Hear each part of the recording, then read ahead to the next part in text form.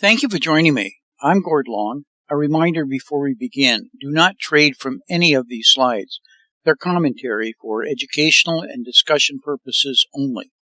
Always consult a professional financial advisor before making any investment decisions. There's a strong possibility that official U.S. reporting of both inflation and real economic growth has been hijacked.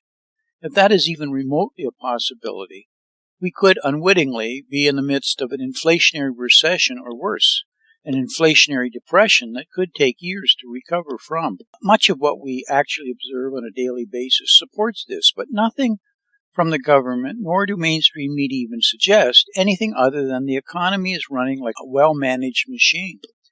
Unfortunately, what you read is riddled full of political spin, misinformation, and distortions.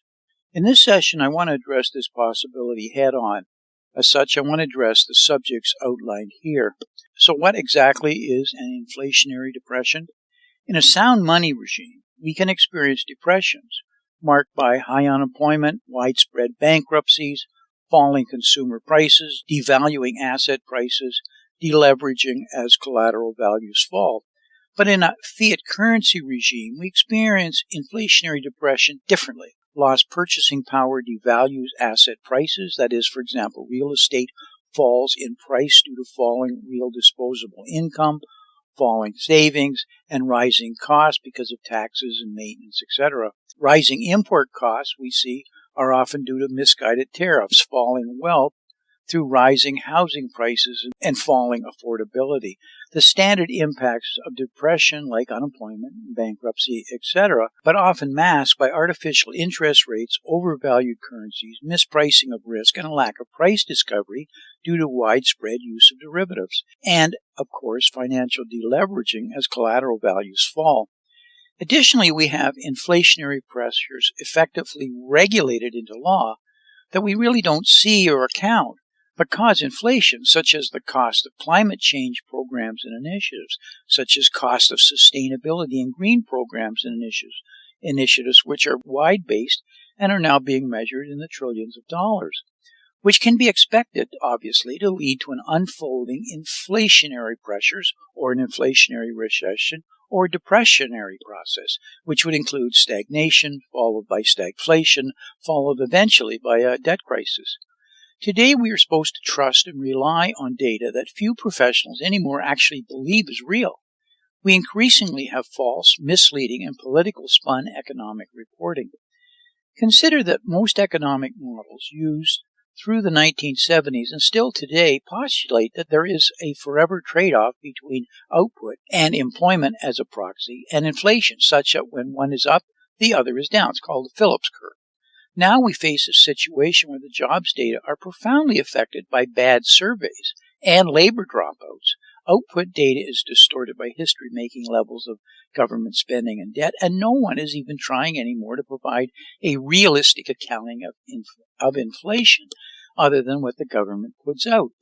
I've been pounding on this subject for 2 years now in my weekly newsletters, and it continuously gets worse. So here is how the political unbiased Epoch News lead economists Jeffrey Tucker and Dr. Peter Sadange, also a professional economist and fellow at the Mises Institute, recently frustratingly outlined the issue.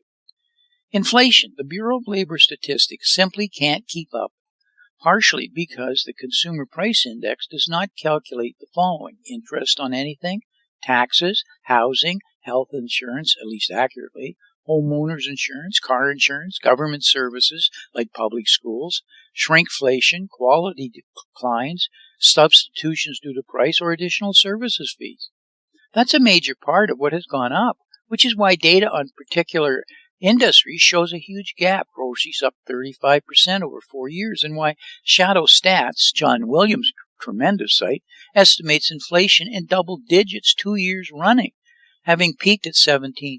Just adding in interest, a paper from NBER estimates takes inflation in 2023 alone to 19%. Various studies have shown that since 2019, fast food prices, a gold standard in financial markets for measuring true inflation, have outpaced official CPI between 25 and 50%. If you look at retail sales, Getting the inflation data wrong is only the start of the problem. We are lucky if any government data even adjusts for the wrong numbers. Consider retail sales as just one example. Let's say you bought a hamburger last year for $10 and you bought one this week for $15. Would you say that your retail spending is up 50%? No, you just spent more on the same thing. Well, guess what? All retail sales are calculated this way. It's the same with factory orders. You have to do the inflation adjustment yourself. Even using conventional data, which are widely underestimated, wipes out all of the gains of the last several years. E.J. Antoni, who I follow quite closely, is one of the few economists actually keeping up with this stuff. And he produces the following two charts, the first shown here. And as E.J. writes, and I quote him, "This is factory orders before and after adjusting for inflation. What looks like a 21.1% increase from January 21 to March 24 is only 1.8% increase. The rest is just higher prices, not more physical stuff. Worse yet, real orders are down 6.9% since their high watermark in June of 22. End of quote. Imagine the same charts, but with more realistic adjustments. Are you getting the picture? The mainstream data being dished out daily by the business press is fake. I don't even think knowingly. They just pass on what they've been told.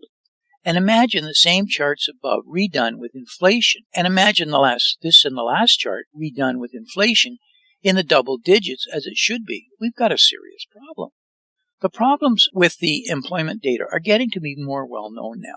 Essentially, the establishment data that is normally reported is double accounting or just plain inaccurate, and there is a huge divergence with the other methods of counting jobs via household surveys. EJ again offers this look on this chart. In addition, neither worker-to-population ratios nor the labor participation rate are back to pre-lockdown levels. The gross domestic product, GDP, now consider it. In the old formula hammered out in the 1930s, government spending adds to the GDP while cuts subtract from it, just as exports add and imports subtract. Why? It's an old theory rooted in the kind of Keynesian mercantilism that no one seems ever to change, but the bias is profound these days with explosive government spending.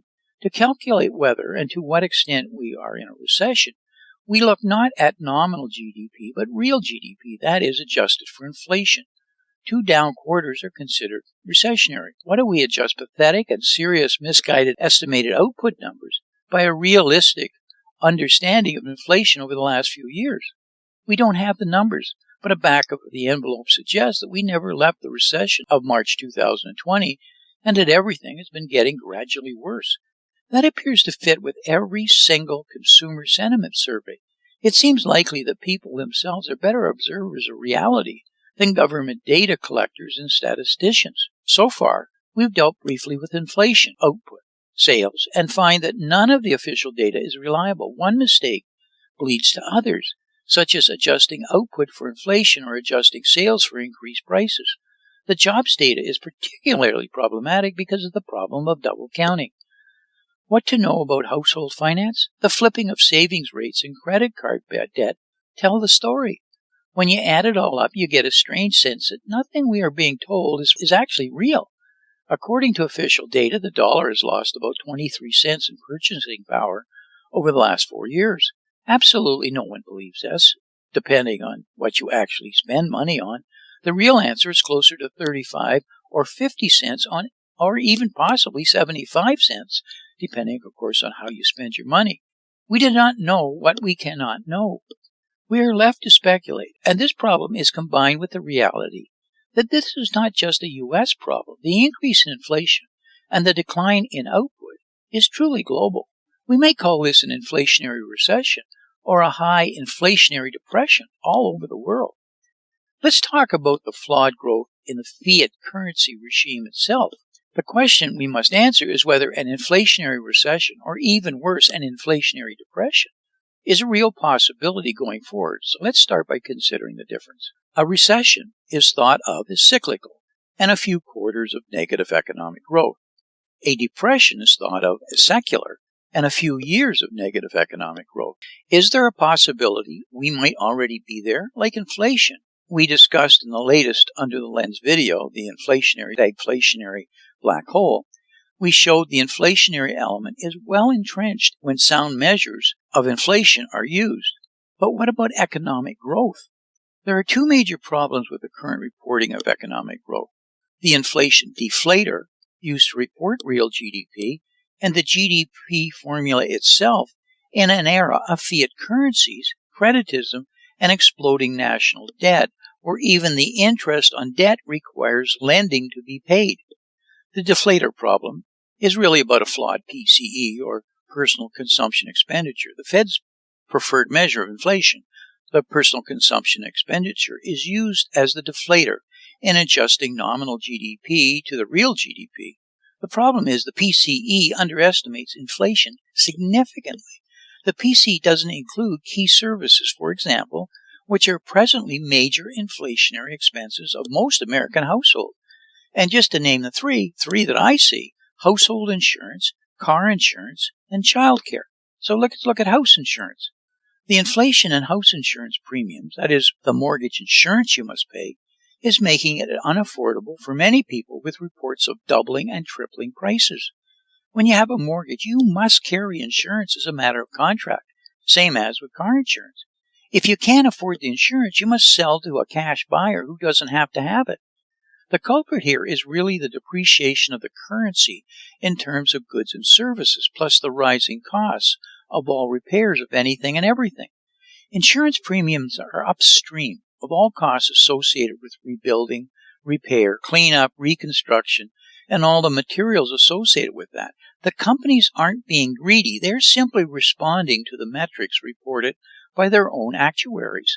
They ask the question, what is the risk that the house could go up in flames or otherwise face weather-related damage relative to the expense associated with fixing it after? They're coming up with crazy figures on the cost side of some disaster, which is due to worker shortages, skills depreciation, and inflation of all materials. In addition, with the increase in housing prices, replacement costs rise in tandem, so of course insurance prices go up too.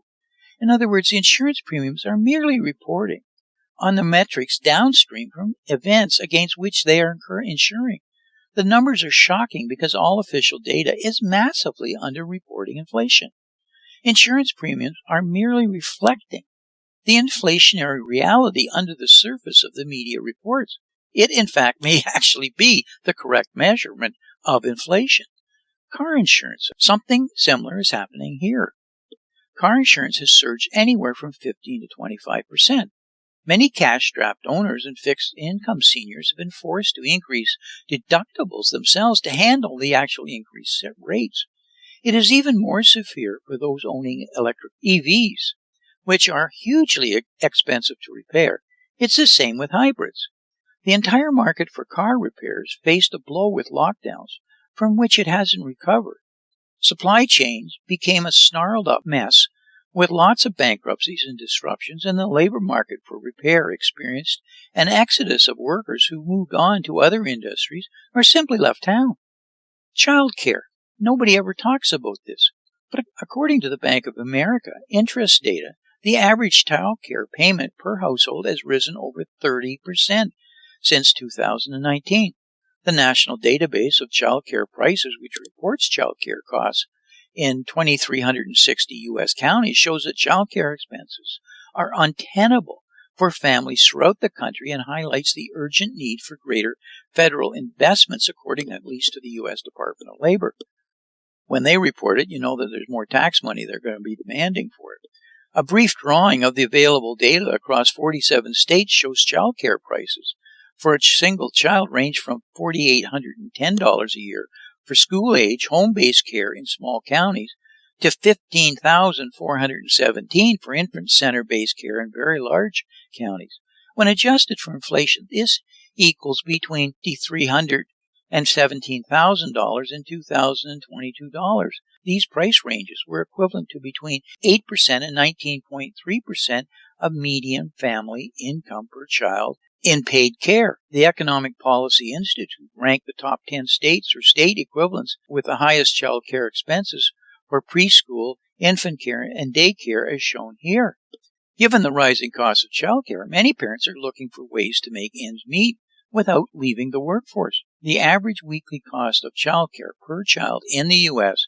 in 2023 is shown here. For parents seeking an after-school babysitter, the weekly cost for one child is $292, up from $275 in 2022. For two children, parents would need to pay $305 a week on average, compared with $289 per week the previous year. The increase is large enough, but the absolute is very problematic. When just the mandated mortgage and car insurance are added to the PCE, we immediately see the U.S. has had no positive growth in the last 3 years. That means that we are likely in an inflationary depression, minimally an extended inflationary recession. Let's shift slightly and talk about why some of what is going on regarding purchasing power and fiat currency debasement is not being fully recognized. The 2008 financial crisis was launched as part of the solution to the crisis, as the market bottom was put in place with the removal of mark-to-market accounting for the bank derivatives. It was quickly followed with the never-seen-before use of quantitative easing. What was not fully appreciated was it was accompanied with Fed Chairman Ben Bernanke's enrich-thy-neighbor doctrine. In economics, a beggar-thy-neighbor policy is an economic policy through which one country attempts to remedy its economic problems by means that tend to worsen the economic problems of other countries. The term comes from the policy impacts as it makes a beggar out of the neighboring countries. It is about the protection of the domestic economy by reducing imports and increasing exports.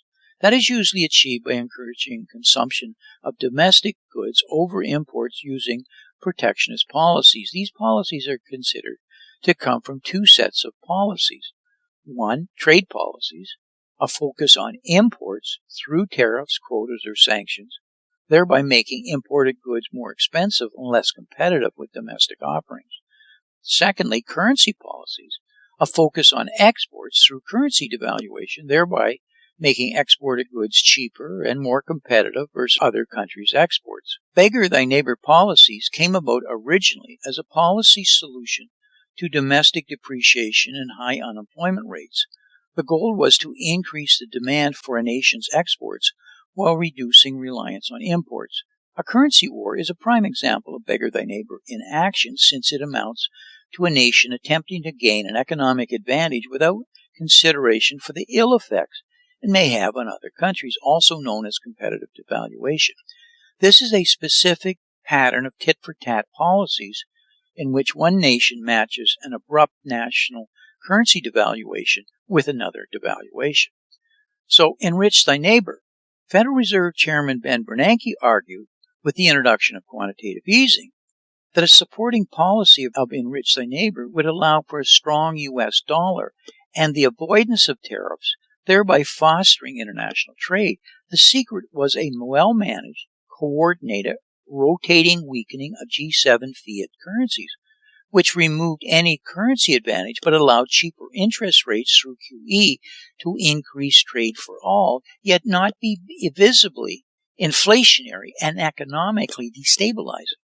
The policy worked extremely well, with the critical assistance of course, the Bank of International Settlements, the BIS, policing the $700 trillion, thereabouts, over-the-counter currency and interest rate swaps market, by the way, only reported and visible to the Bank of International Settlements. The G7 central bankers, in fact, met monthly in Basel, Switzerland, with the BIS to ensure ongoing coordination efforts worked.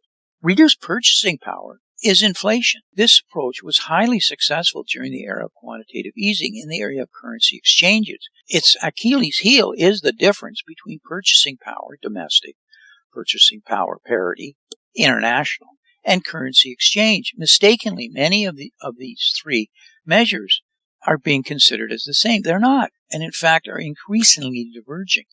Purchasing power, domestic, is the actual currency after being reduced by inflation. Purchasing power parity internationally is the difference in the purchasing of the exact same goods or services between different countries. Currency exchange is the value most familiar with, is the value of two currencies as traded or exchanged against each other. But that isn't necessarily what people are actually paying. There has been an increasing focus on purchasing power parity versus trade-weighted currency exchange, but little media focus on shrinking domestic purchasing power of the currency. People see CPI and PCE as inflation. They're not. They're measures of inflation. Inflation is the loss of your purchasing power. To understand this better is to understand how the time usage of money works in a fiat currency system. Banks played a central role in the creation and adoption of the shift from sound money that is backed by gold to fiat currencies. The bank's mentality at the time of adoption of fiat currencies was focused on the time value of money. The float was a critical element of banking and the importance of the time value of the money within the float. It was therefore a logical step to adopt the sister of this, or the time value of the usage of money, for government financing. The first user of the money, the government, has the higher purchasing power than the downstream users, that is you and I, as part of the flow and the velocity of money that it propagates. This also results in higher term premiums and equity risk premiums, as shown in the chart here. Fundamentally, increases in money supply set in motion an exchange of nothing for something. This diverts real savings from wealth generation to non-wealth generators. Consequently, this weakens the wealth generation process and, in turn, the pace of economic activity. Now, when money enters the goods market, it means that we have more money per good. That is, the price of the goods has risen. Hence, what we have here is the increase in good prices and a weakening in economic growth. This is what stagflation is all about. The outcome of the monetary pumping is always stagflation. It is not always visible, though. As the pool of real savings comes under pressure, the phenomenon of stagflation becomes more visible. If we were in an inflationary recession or depression, the question becomes, how do we invest in one? The solution here is something called the indirect exchange, which I've talked about many times in prior years. It involves exchanging nothing for something. That something is not consumption, nor the purchasing of non-durable goods. Something is an appreciating asset or collateral value, or a cash-generating income. Something has the attributes of scarcity, sustainable demand, shelter, food, water, energy, security, and cash flow positive. Whether in recessions or in depressions, it continues to generate positive cash flow. Nothing is present value of a currency expected to lose purchasing power. You must exchange that worthless paper claim for something.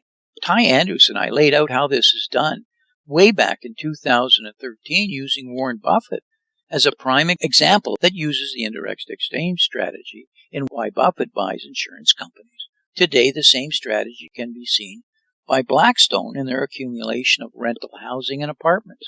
We also recently showed in the June LONGWave video, The Great Debt for Equity Swap, how shadow banks and private equity players are now using the indirect exchange today to a parabolic harvesting of the Magnificent Seven stocks. So, what can we conclude with all this? Because of false and misleading economic reporting, along with the propensity by politicians for policies of kick the can down the road and or to solve all problems by spending more money, we find ourselves in a situation where we are now confronted with the harsh reality of being below the event horizon in an inescapable black hole. The black hole might possibly be escapable if it wasn't for the collapsing system that has built the modern economic miracle over the last 250 years. That is capitalism. We are destroying capitalism, whether intentionally or unintentionally. What we need to understand is that as fiscal policies move towards increasing levels of what I've already referred to many times in my writings as helicopter money, potentially flowing directly to consumers, velocity money will begin to turn up, and with it, broader-based impact on price inflation. During initial waves of price inflation during the 70s, the economy was fundamentally more capitalist. That is, more money was saved and reinvested into productive assets, labeled here in the GDP formula as I. I was critical. Again, this has been steadily changed with advancing sequential waves of inflation and deflation. The I generated money for consumption, C, while net exports were positive, adding more money to the economy. This resulted in consumers getting more for less, and standards of living continue to rise even with price inflation. The developed economy's GDP formula was forced during the 2008 financial crisis, and then further during COVID, into a regime change of massive and unprecedented monetary and fiscal deficit spending, bailouts, and economic stimulus. Monies flowed towards bailing out and the subsidization of failing zombie corporations. We didn't see bankruptcies.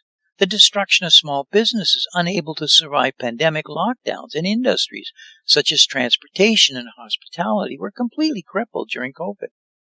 With inflation having increased prices, such as food, by over 18%, as we saw earlier, consumers are getting less and less for more and more, while standards of living have stagnated or falling as a result of policies and spending that are further increasing inequality to levels not seen since the Gilded Age. What this means is that governments can be expected now to become increasingly more dominant by debt-financed spending. Consumers most likely will increasingly witness receiving what the government determines, awards, or rations. Standards of living will likely become increasingly universal, except, of course, for government officials and the crony capitalists like big tech, big pharma, the mainstream media, and the new billionaire class. If we're not extremely careful, World War II, Italy's Mussolini's marriage of government and corporations will be labeled, which was then labeled fascism, may become an eventuality for many countries, including the U.S. Oh, we won't call it that. It'll be called something else with a positive spin, but it is the same marriage. Many believe that is already occurring and use different labels already when talking about the far left or far right. This sort of economic philosophy never survives, as it inevitably leads to currency debasement, economic stagnation, stagflation, and eventually hyperinflation. As I always remind you in these videos, remember, politicians and central banks will print the money to solve any and all problems until such time as no one will take that money or it is of no value. That day is still in the future, so take advantage of the opportunities as they currently exist. Investing is always easier when you know with relative certainty how the powers to be will react. Your chances of success go up dramatically. Well, the powers to be are now effectively trapped by policies of fiat currencies, unsound money, political polarization, and global policy paralysis. I'd like to take a moment as a reminder, do not trade from any of these slides. They're strictly for educational and discussion purposes only. As negative as these comments often are, there has actually seldom been a better time for investing, however. It requires careful analysis and not following what has traditionally been the true and tried approaches. Do your reading and make sure you have a knowledgeable and well-informed financial advisor. So until we talk again, May 2024, turn out to be an outstanding investment year for you and your family. And I sincerely thank you for listening.